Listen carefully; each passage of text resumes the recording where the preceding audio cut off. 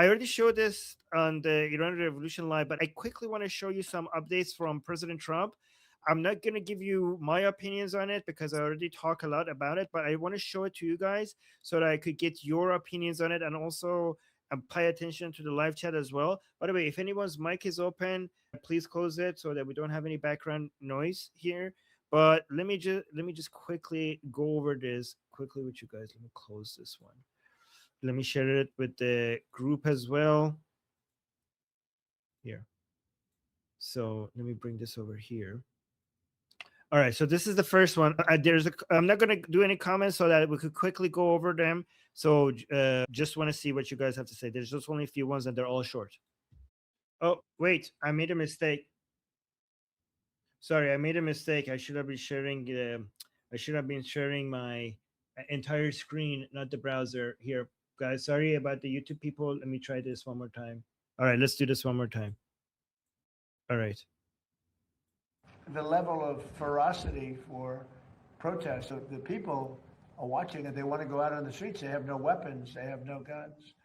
We thought the Kurds were going to give us weapons, but the Kurds disappointed us. The Kurds they have a great reputation in Congress. Congress says, oh, they fight so hard. No, they fight hard when they get paid.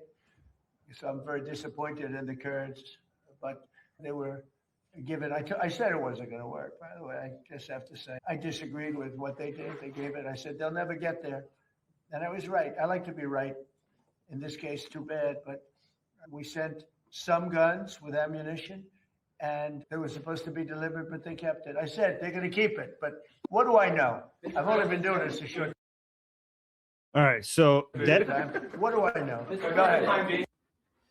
That was obviously very important, but I'm not going to comment on them because I want to hear your comments on them. But let me go through a few more videos and then we'll get to you guys. So guys, put 2s in the chat. So for people who are new here, the way we do it is that if you want to bring a new topic that you want to discuss, you put a 1 in the chat and you write the topic that you want to talk about.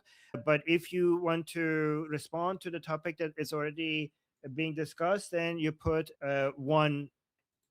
Then you put 1 in the chat. All right. So let's go with this one now. For the time being, the ceasefire remains in place. It's unbelievable. Wait, why is this not being shared properly? Oh no. Screen share. Entire screen. Screen 3. Yes, this one. Shit. Stop sharing. Sorry. Give me a second. Entire screen share. All right. Play. For the time being, the ceasefire remains in place. It's unbelievably weak. I would call it the weakest right now. After reading that piece of garbage they sent us, I didn't even finish reading it. They said, I'm not going to waste my time reading it. I would say it's one of the weakest right now. It's on life support. They understand these are all medical people. Dr. Oz, life support is not a good thing. Do you agree? Bad prognostic. I would say the ceasefire is on massive life support, where the doctor walks in and says, sir, your loved one has approximately a 1% chance of living. For the time being, the ceasefire remains. All right. And then there was this one. Yeah, it was just unacceptable. A lot of people said, does he have a plan? Yeah, of course they do have the best plan ever. I mean, Iran has been defeated militarily, totally. They have a little left. They probably built up during this period of time. We'll knock that out in about a day. But I have a plan. You know, it's a very simple plan. I don't know why you don't say it like it is. Iran cannot have a nuclear weapon. They're very dangerous. They're very volatile.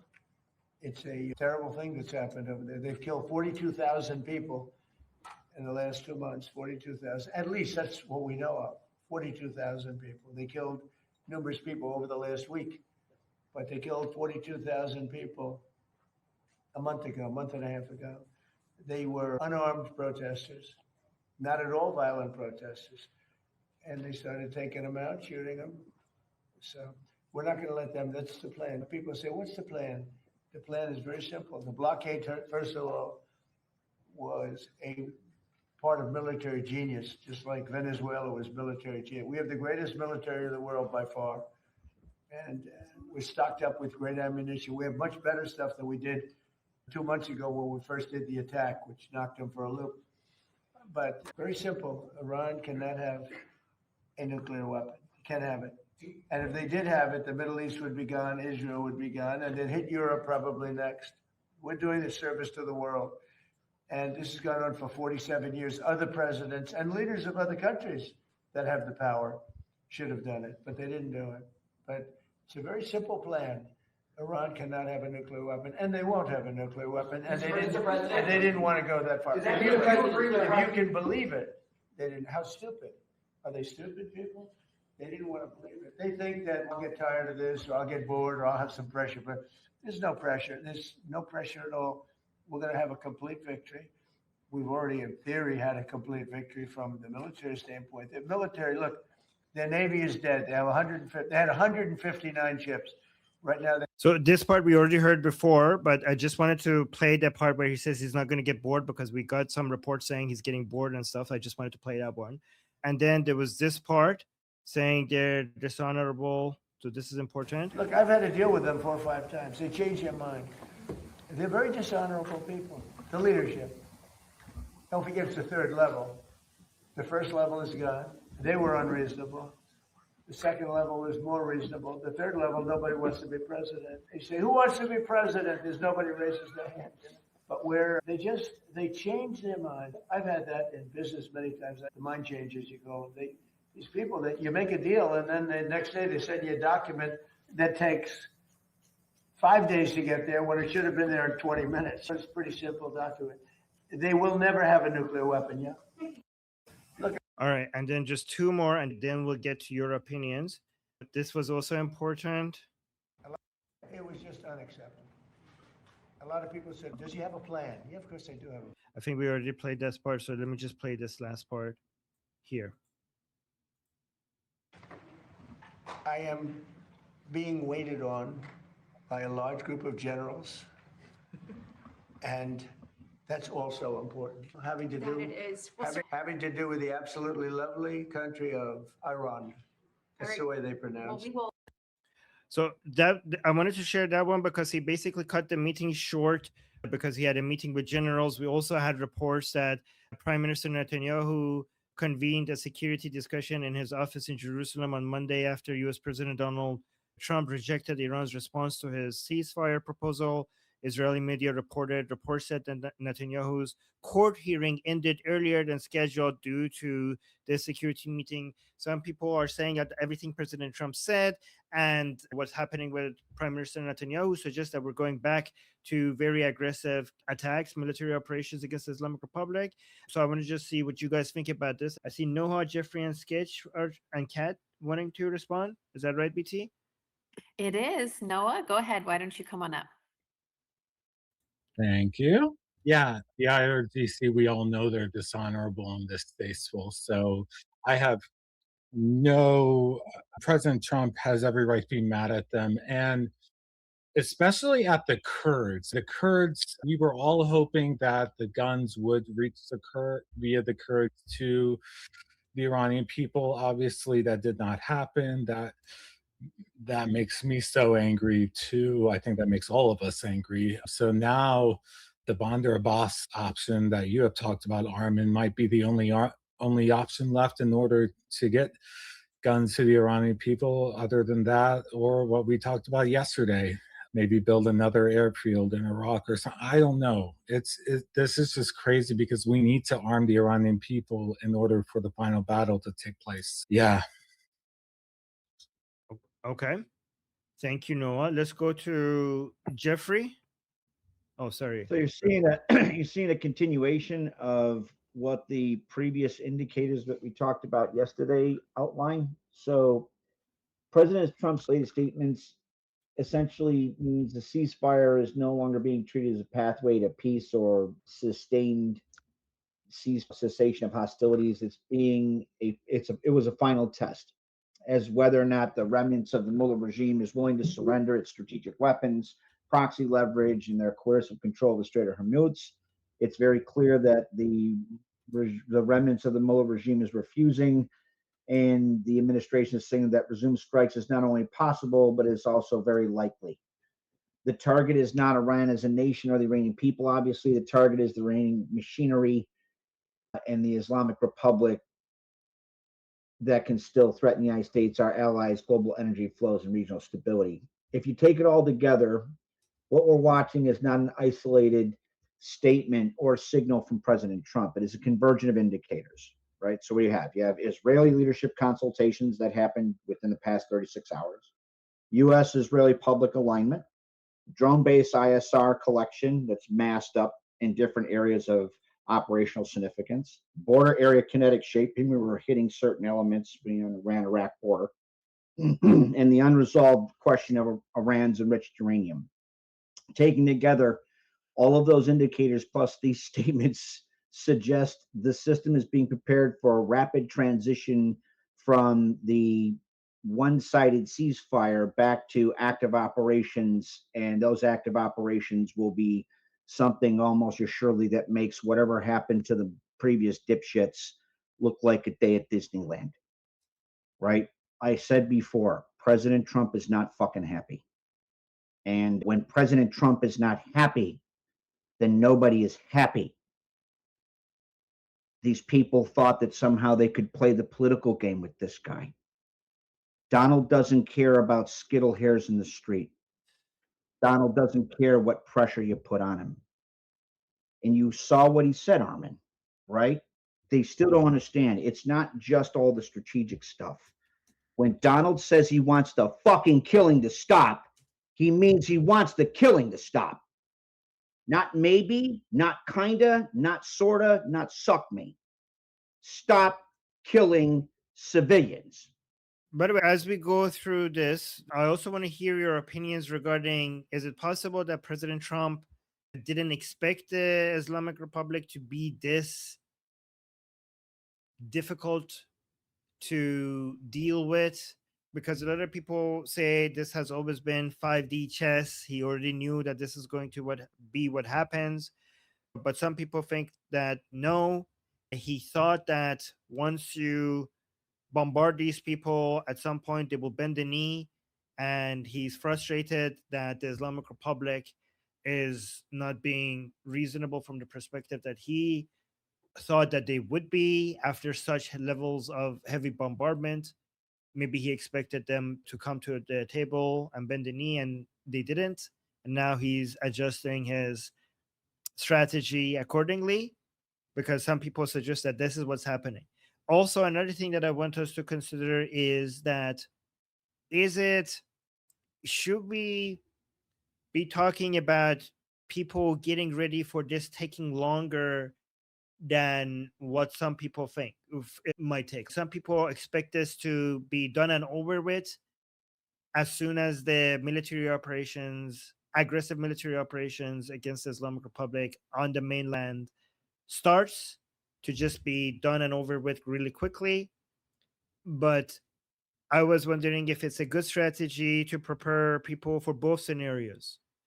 It could happen, it could be done and over with very quickly, but you also have to keep in mind that it could take much, much longer than you anticipate. And we have to learn from the expectations that many people had in early January when the uprising happened. I sometimes get a lot of angry responses when I suggest that, guys, this might take longer and be prepared for a longer battle. Many people suggest that I am basically taking away people's hope, that I'm being pessimistic, that I should be focusing on being optimistic and giving people hope. The thing that they don't realize is that I've been doing this for more than 2 decades, and I have seen people thinking things will happen earlier than it would eventually ended up happening. And even when I was active with my Iranian team, that I don't have access to most of them anymore because the internet is cut in Iran. Even then, like on my Persian channel, sometimes my audience would be like, "Oh, you must be with IRGC because we know the Islamic Republic is going to fall within 2 weeks, but you think it might take longer. So you're just basically trying to take our hope away. So you must be with IRGC." And I'm like, I'm not actually taking people's hope away. you might be taking their hope away because you're promising this to take over only 2 weeks. And then if it doesn't take 2 weeks, then they think, okay, then it's not going to happen. I think we should manage people's expectations to be ready for both, for the Islamic Republic to fall tomorrow, but also in years from now. We have to be ready for both of those scenarios. I'm not saying it's not going to happen soon, but we don't know. It might happen soon. It might happen much longer than you think. And you need to be ready for both of those scenarios. And I don't know if this is the right thing to say. Some people say, no, Armin, this is not the right thing to say right now. We need to give people hope. And I do believe that we need to give people hope. I just think that managing expectations is also part of the battle. So before we go to other people, let me just read 2 super chats. Somebody saying, William is saying, do we get to hear Armin cuss now? I don't know. I've been getting used to not cussing. I could go back to doing that again. Wyatt is saying, false hope, black pills people, truth is the best. Truth is the best, true, but you could be strategic with how you deliver the truth, right? But yeah, I do agree with that. So let's continue. Jeffrey, go ahead. Why don't you come on back up to answer the prompt that Armin had given after you finished?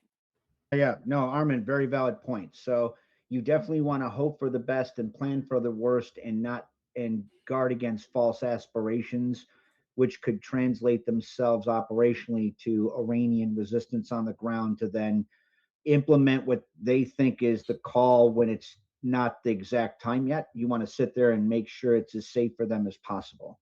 As far as like what this is going to be like, if Donald and all the signals show it's going towards like the full bore, like the hardcore airstrike package that people were pushing, me and the other hawks. If that happens, particularly as it was envisioned, you have 5 days, the regime is dead. The conventional phase will, if that is what occurs, will be over very quickly. The other part, though, is making and dealing with the executionary element of the IRGC and the Basiji, which will take things like Artesh, the Immortal Guard, training people up to engage in counter insurgency and or anti-death squad stuff. That's going to take, well, I've talked about it before. I sent you the plan, right? It takes $7.9 billion in 8 months to train up 158 companies of 128 men broken down into 8-man teams. That will definitely eliminate the rest of those residual elements very quickly. So you're not wrong. You're very right. If they go full bore with heavy strike aircraft and all the rest of it, 5 days, regime's dead. Conventionally, that's all done. The residual elements, now that's if they do that. I'm not saying that's locked in 100%. I'm just saying if they do that. Then you have to deal with the execution element of the IRGC and the Basiji, which will take all the other things that you are also, well, all of us are juggling, not the least of which is you and Goldie and Tusi and everybody else. Hopefully that helps put a cherry on that. Thank you for that. Guys, but when you put one in the chat, please put your topics next to your ones so that I could update the banner for when your segment starts. And thank you, by the way, BT, for keeping the list. Of course. Okay, next to respond, we have Sketch. Yes, when we say done, there are different definitions of done because we have done from an outside intervention perspective. We have done the transitional government is taking care of police force. We have established law and order, and any actions against RG's remnants are more like police actions than they are active factions or control of towns. So when we say done, when there's a whole spectrum of points that lead to full control. So one of the things that I was commenting with Jeff on the chat is Jeff likes to say 5 days. He is talking about 5 days from the beginning of strikes, not 5 days from right now when I just told you this, right? It's when they start. They might start 5 days, but it started a week from now. So some people hear the date and they get a misconception of what it is that we're laying out, right? So I don't want anybody to misunderstand that when we're saying a short amount of time from X, you got to remember that it's from X. It's from the point of heavy strikes that we're talking 5 days. It's from the point of heavy strikes that we're talking a month, 2 months for the revolution to take over.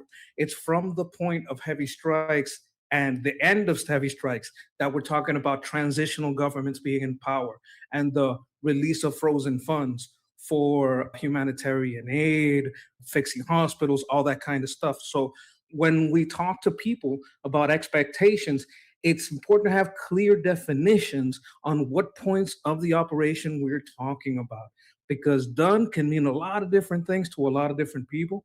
So I wanted to make sure I laid that out, that clear definitions is also important for expectations.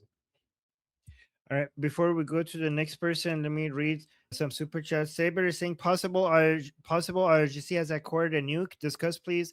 No, because if they had, the CIA and Mossad and Amman and all of these other intelligence organizations would have known.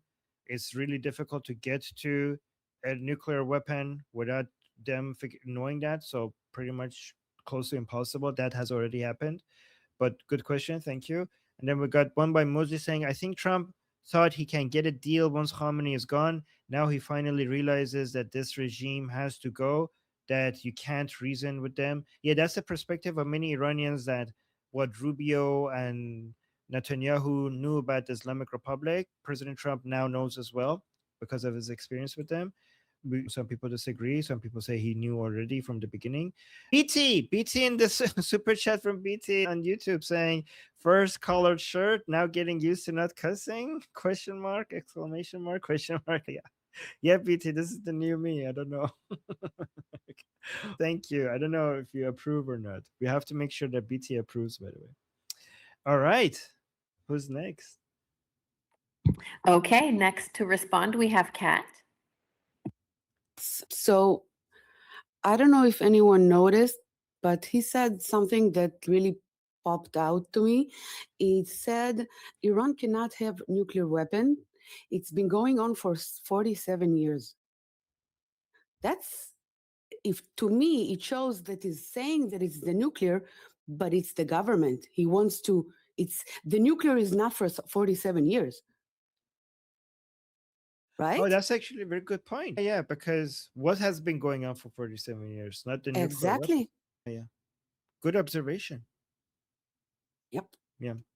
So we might say President Trump is only interested in regime change, but when he says that, we might say that President Trump is only interested in making sure the Islamic Republic doesn't have nuclear weapons, but when he says it has been going on for 47 years, that separately suggests that he's actually interested in regime change, because the nuclear part has not been 47 years. That's a good observation, Kat. Thank you for that. Okay, last to respond, we have Jose. First of all, 100% agree with Jeffrey and Sketch. Until the bombardment starts, chill. Second, oh my God, I forgot the second one. No, okay, no, I got it. Okay, Noah, I'm not too sure that the guns are already in Iran and the training's already begun. Honestly, and I backed that up with that little airfield that I don't know if you were on yesterday when Armin showed the airfield, or was it Ali that showed the airfield in Iraq on the riverbed? That was a overdone and used and stopped being used airfield. We don't know what it was used for, whether it was to get Mossad in there or anything else, but it could have been used to start the transport process on the ground to getting weapons and people in there to train people. That's just a theory. Jeffrey might understand more than the rest of us on how that's possible. It's a small percentage, maybe 40% to 50%, but it's not something that we should discount, because some of the stuff that people have been talking about besides Trump has been the fact that they think it's been that guns have been delivered, and not just to the separatists, but inside Iran, and that they're getting training. and probably drones have been delivered, and they're probably getting drone training too. Those are my two things. Thank you. Yeah, actually, I want to ask, how do we know if they're like we've seen some guesses regarding whether or not the Iranian people already have weapons or being trained. These many people are like coming up with the hypothesis that's already happening. Do we know? Is this just a guess? Do we have any evidence for this? Also, I got a couple of messages suggesting that also Skesh in the chat is also saying this. The Green Beret could do the training because I thought that Ukrainians would be the best candidate for training the Iranian people, given that already has happened within Syria. But the problem only with that is that President Trump doesn't have the best relationship with them, with Zelensky. So I don't know how feasible that cooperation is going to be. That would be ideal, in my opinion. But I also saying the problem with using any American forces is that we're putting American soldiers at risk, means that there's not going to be enough buy-in for it in United States by the American people. And that's why the Ukrainian people are interested in providing services and drones in exchange for money to be funding their military operations against Russia. And so they're interested in that. And if the Americans are not interested because they don't want to put American soldiers at risk, and the Ukrainians are interested, so the solution would have been to just use the Ukrainian soldiers. But I don't know. Many other people are suggesting that the Green Berets are more suitable for this. So I see some people wanted to talk about that. Yep. Let's go through that. Who are the Okay, Daniel Dom. Evidence whether somebody trains Iranians and stuff like that. I mean, you can answer me. Did we have any evidence about the beeper operation that Israel was launching? Yeah, so let me tell you this. Just because things happen that we didn't have evidence for doesn't necessarily mean that we can believe in things without having the evidence for it. You know what I mean? So one does not follow the other one, right? So if I say we don't have evidence for this, so I don't know if I should believe it, then saying something else happened and we didn't have evidence for it, that is not a very good way of responding, because then anything would be, any theory should be accepted without evidence, right? The situation is really delicate, and yeah, we know the bad relationship between Trump and Zelensky according to what we see on the news, but what the intelligence work do, like what the intelligence do one towards each other, it's a story we can't see it. We don't have nobody works there, so we will just see.